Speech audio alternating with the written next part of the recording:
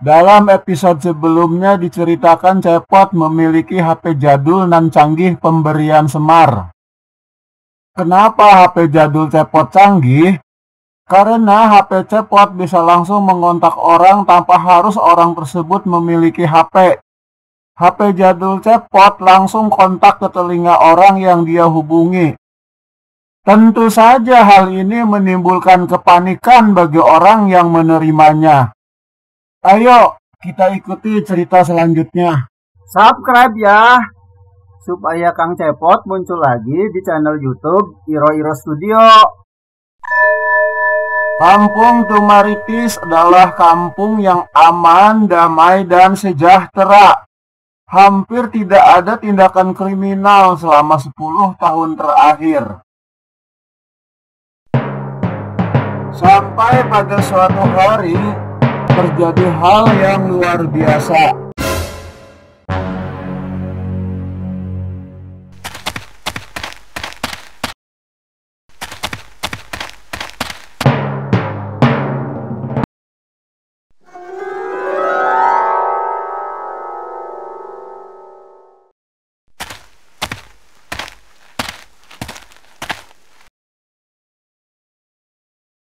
Sampurasun. Rampes. Kang Cepot, Bapak ada di rumah?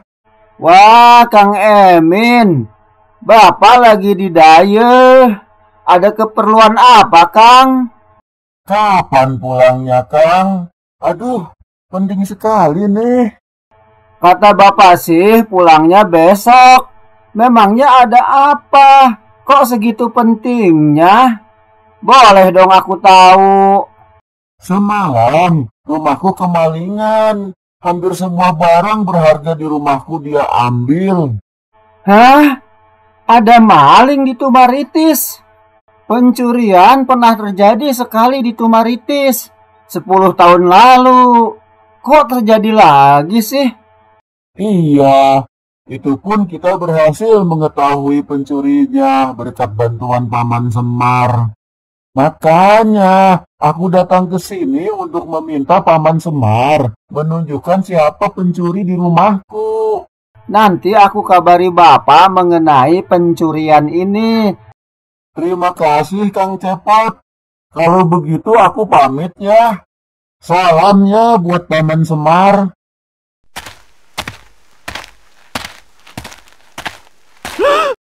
Hah? Anak gendut itu?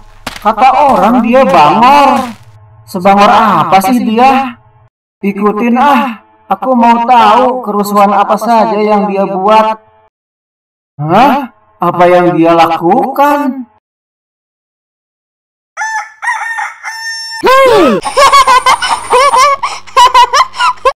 Wah, kejam amat dia. Ibarat orang mau menguap saat ngantuk, terus dikagetin.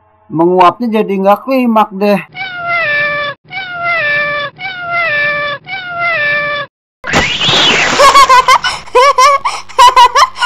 Ah, sadis sekali. Orang kucing lagi pacaran malah disiram. Jadi bubar mereka. Wah, sendalmu mengkilat. Baru ya? Iya, memang baru. Memangnya kenapa? Wah, kebetulan nih. Sendalku belum kenalan dengan sendal barumu. Wah, tidak. Sendalku bisa kenalan dengan sendal barunya. Keterlaluan. Ini mah bukan kenakalan biasa. Ini mah perbuatan kriminal. Anak ini benar-benar harus diberi pelajaran. Hari ini dapat 3 korban. Suara apa barusan? Masa sih siang-siang gini ada hantu? Hei, budak bangor. Aku bukan hantu, tapi malaikat yang akan mencabut nyawamu. Kan aku tidak sakit. Tidak ketabrak mobil pula. Tidak tenggelam di sungai. Kenapa kau mau mencabut nyawaku?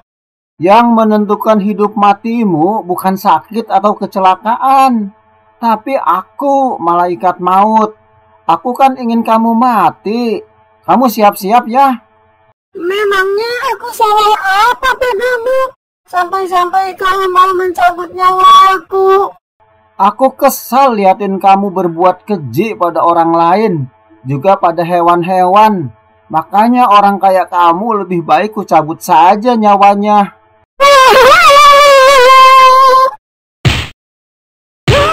Mau lari kemana, budak Bangor? Inilah saatnya ku cabut nyawamu.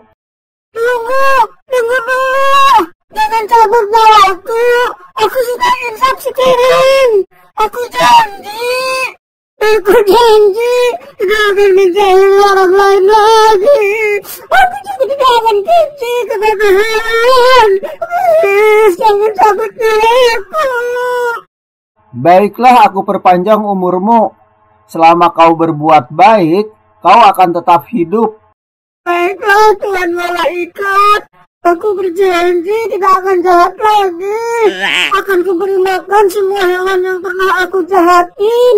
Aku akan minta maaf pada orang-orang yang pernah aku kerjain. Thank you, Malaikat. Hidupku jadi seru sejak punya HP ini.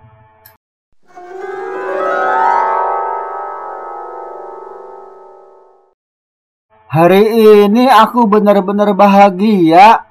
Ternyata HP pemberian Bapak sangat bermanfaat.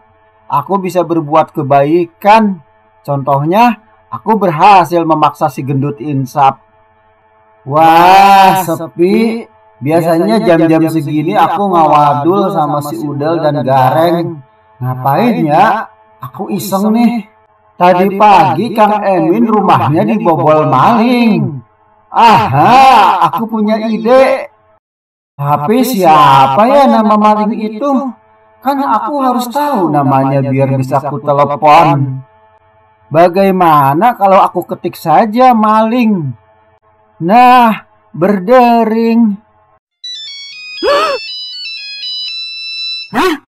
Suara apa itu? Halo maling, kamu dengar suaraku? Wah! Hei maling, percuma kamu lari. Aku selalu ada di sisimu. Siapa kau? Ngapain ngikutin aku? Aku adalah malaikat yang memantau perbuatanmu. Mau lari kemana? Kamu malah capek sendiri loh. Gimana? Masih mau lari? Baiklah, aku menyerah. Malaikat, aku hanya lewat kampung sini. Aku kehabisan bekal, makanya terpaksa aku mencuri untuk bekal perjalanan. Tapi kau serakah, mencurinya kebanyakan kalau hanya buat bekalmu. Cepat kembalikan barang-barang yang kau curi, atau... Tapi bagaimana buat bekal perjalananku? Bisa-bisa aku mati kelaparan. Kalau begitu, kau boleh ambil secukupnya buat perjalananmu. Selain itu, kau harus kembalikan kepada pemiliknya ya. Baiklah, Tuhan Malaikat. Terima kasih ya atas pengertiannya.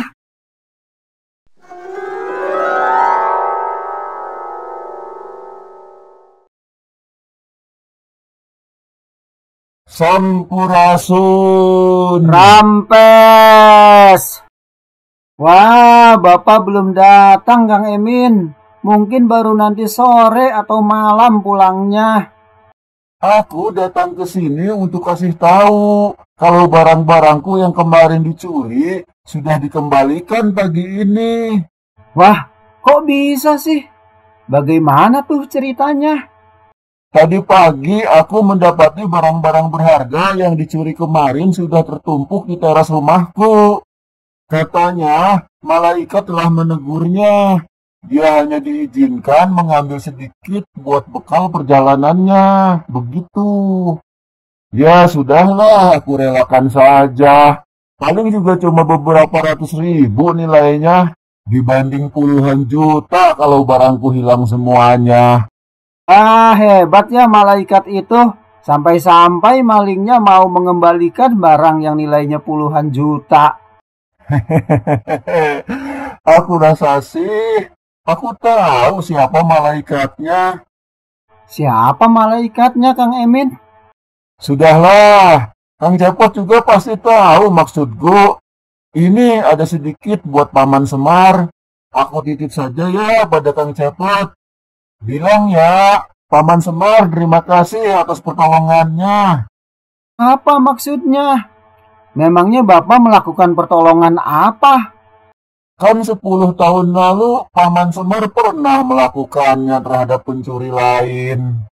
Sekarang pun pastilah Paman Semar yang melakukannya. Saya pamit dulu ya Kang Cepot. Salam buat Paman Semar. Sampaikan beribu-ribu terima kasih dari Kang Emin.